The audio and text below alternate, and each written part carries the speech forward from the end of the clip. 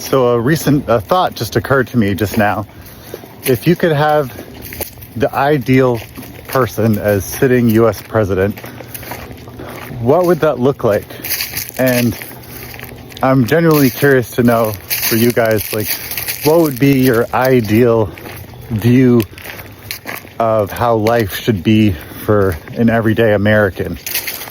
And I encourage you to think big, because I think a lot of us can probably agree that the way things have been here for the past several decades could be way better. And what are some core things that are just really important to you that most likely aren't being addressed right now by either, on both sides? You know, like when it comes right down to it, to your actual everyday lives, whether there's been a Republican or a Democrat in office, how has your life actually been impacted in a positive way? I'm really genuinely curious to know what you guys think about that. So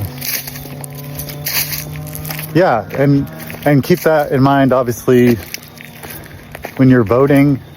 And I think that the smaller elections probably almost matter more, because, you know, it all trickles down, or maybe they all build up, and, you know, right down to the town level, who you vote for a town selectman.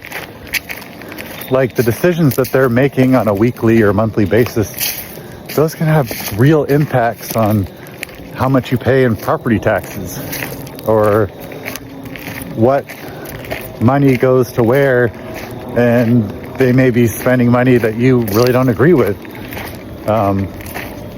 My mom is a select board member in a small town in Maine, and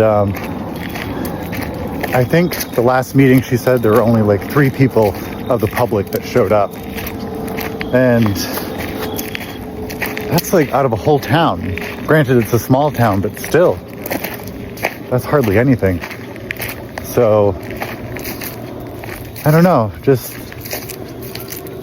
what would it look like to have just the ideal persons